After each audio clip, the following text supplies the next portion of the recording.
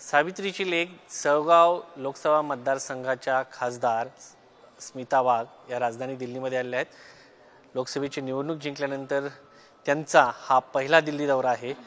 ताई, नवी आशा नवे उमेदीने तुम्ही राजधानी दिल्लीमध्ये आलेला आहात, काय भावना आहेत? याच्या पूर्वी पण मी प्रदेश अध्यक्ष असताना भारतीय जनता पार्टीची दिल्लीत आले, पण आज लोकसभेची खासदार म्हणून पहिल्यांदा आज दिल्लीमध्ये इथं पाय ठेवते।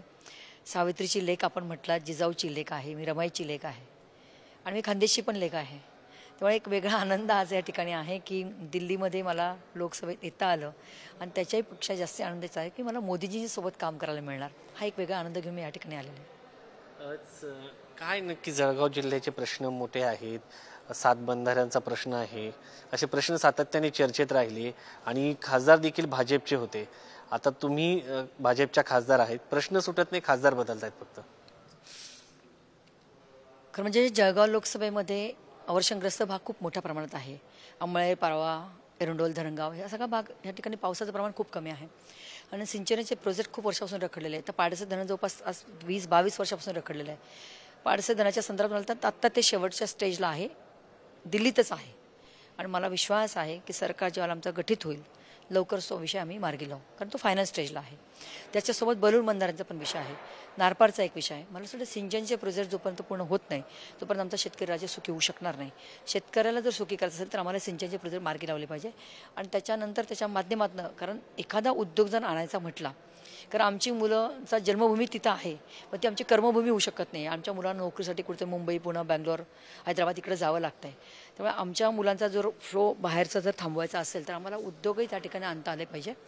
पण आपल्याला माहिती आहे की उद्योगाला पाणी लागतं, दळणवळणाची साधनं लागतात आणि वीज लागते। वीज आमच्याकडे आहे, दळणवळणाची साधनं आमच्याकडे, रस्त्यांची कनेक्टिव्हिटी आहे, रेल्वेची आहे, विमानतळ झाल्यामुळे तर विमानाची कनेक्टिव्हिटी चांगल्या पद्धतीने सुरू होते, पण आमच्याकडे पाणी नाही आहे। मला वाटतं पाणी आलं तर उद्योग पण येऊ शकते, म्हणून पाण्याच्याच भोवती हे राजकारण सगळं फिरते। तर मला वाटतं येणाऱ्या काळामध्ये प्रोजेक्ट पूर्ण करणं आणि त्या माध्यमातून काम करणं हे मिशन घ्यायचं आहे। दुसरं मिशन महिला सबलीकरण। आम्ही बोलतो, प्रत्यक्षात कागदावर येणं फार गरजेचं आहे। महिला उद्योजकांची संख्या आता वाढती आहे। व्होकल फॉर लोकलच्या माध्यमातून असेल किंवा स्टार्टअप इंडियाच्या माध्यमातून महिला आता त्या क्षेत्रात चांगल्या पद्धतीने यायला लागल्या आहेत। बचत गटाचं खूप मोठं जाळं ह्या मतदारसंघामध्ये आहे। आत्ता पण बघितलं असेल की महिलांचा टक्कासुद्धा एक पहिल्यांदा महिला लोकप्रतिनिधी दिल्यामुळे वाढला आहे आणि बचत गटाच्या माध्यमातून महिला नुसत्या बचत करून एकमेकांना वाटतात, ते न करता जर त्यांनी छोटा मोठा उद्योग त्या ठिकाणी सुरू केला तर खऱ्या अर्थाने महिलांचं सबलीकरण त्या ठिकाणी होऊ शकेल आणि त्यांच्यासोबत आणखी काही महिलांना रोजगारी उपलब्ध होऊ शकेल। मला वाटतं त्या माध्यमातून महिलांची मानसिकता तयार करणं गरजेचं आहे। तर मला वाटतं हे सगळं मिशन घेऊन आम्ही काम करणार आहोत। जळगावातील शेतकऱ्यांचे जो माल येतो त्याच्यावरती प्रक्रिया उद्योग होणं आवश्यक आहे। जळगावची केळी प्रसिद्ध आहे, तर मात्र केळीवरती प्रक्रिया उद्योग तिथे जर निर्माण झाले तर उद्योग बरोबर रोजगार निर्माण होऊ शकतो। यावरती काम अद्यापर्यंत झालं नाही। त्याचबरोबर जळगावमधील जर आपण पाहिलं तर वांगी देखील प्रसिद्ध असतात, खास करून लोक तिथं खाण्यासाठी येतात। याला एक्सप्लोर करणं गरजेचं आहे, मात्र ते होताना दिसत नाही। केळीच्या बाबतीत आत्ता बऱ्यापैकी अवेअरनेस आहे, वाढला आहे। केळीपासून छोट्या गोष्टी बऱ्याच तयार, म्हणजे केळीची शेव असेल, केळीचे वेपर्स असेल, केळीचं पीठ असेल, या सगळ्या गोष्टी आता सुरू झालेल्या आहेत। प्रक्रिया उद्योग त्या ठिकाणी छोट्या प्रमाणात सगळीकडे सुरू झालेला आहे। भरताचा विषय म्हणजे वांग्याचं भरीत हा एक खानदेशाचा म्हणजे खूप महत्त्वाचा मेनू आहे की जो सगळेजण आवडीने घेतात। आमच्याकडची वांगी जी असतात ती हिरव्या रंगाची असतात, अदरवाईज आपण वांगी बसले ती जांभळ्या रंगाची असतात, पण ती खासियत आहे खानदेशी की ती आमच्याकडची जी वांगी त्याचं भरीत हे खूप प्रसिद्ध आहे। पण त्याच्यासाठी आपण जे म्हणतात की या गोष्टी होणं गरजेचं आहे, खरंच आहे, कुठेतरी आपण त्या ठिकाणी कमी पडलेलो असू किंवा त्या माध्यमातून पुढच्या उपाययोजना करणं गरजेचं आहे। मला वाटतं येणाऱ्या काळामध्ये ह्या गोष्टीमध्ये नक्की लक्ष घालू।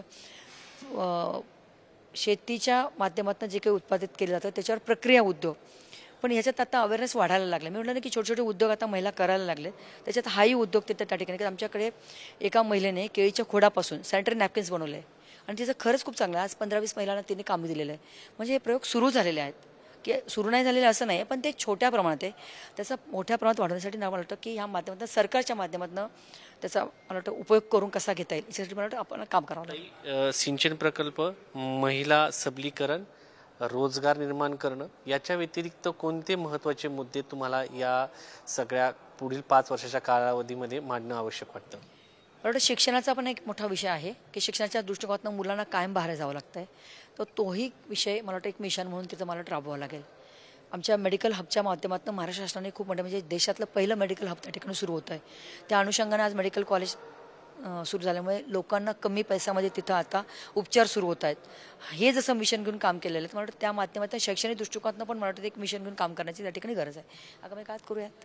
ताई, उत्तर महाराष्ट्रातून तुम्ही आणि रक्षाताई, आणि दुसरीकडे जर पाहिलं तर महिला म्हणून सध्या ज्या खासदार आहेत, खास करून भाजपमधून, तर मेधाताई कुलकर्णी, या तीनही महिलांचं सध्या मंत्रिपदासाठी नाव चर्चेत आहे. संधी मिळाली तर संधीचं सोनं कराल? भारतीय जनता पार्टीच्या माध्यमातून मला वाटतं मी वयाच्या 16 वर्षांपासून कामाला सुरुवात केली ABP पासून, आणि त्याच्यानंतर बऱ्याच पदांवर काम केलं. जिल्हा परिषद अध्यक्ष राहिले, विधान परिषद आमदार राहिले, महाराष्ट्र महिला मोर्चाचे अध्यक्ष राहिले. मला असं वाटतं भारतीय जनता पार्टीच्या माध्यमातून जी पदं मिळाली त्याच्यावर न्याय देण्याची भूमिका माझ्या माध्यमातून मी केली. आगामी काळात मला आत्ता लोकसभेचं खासदार म्हणून मी या ठिकाणी आले. पार्टीने माझ्यावरती जबाबदारी दिली, ते मिशन घेऊन मी काम करते. पार्टी ज्या वेळेला जे काही मिशन म्हणून मला काम देईल ते मी काम करेन. ताई, खूप खूप शुभेच्छा तुम्हाला. धन्यवाद. तर ह्या होत्या खासदार स्मिता वाघ. राजधानी दिल्लीमध्ये आल्या आहेत. त्यांनी सविस्तर त्यांचा पुढचा 5 वर्षाचा अजेंडा, आरोग्य, शिक्षण, त्याचबरोबर बेरोजगारीवरती कशा पद्धतीने काम केलं जाईल या संदर्भात त्यांनी आपल्याशी बोलताना भाष्य केलेलं आहे. कॅमेरामन अनिलसह शिवाजी काळे, पुढारी न्यूज, दिल्ली.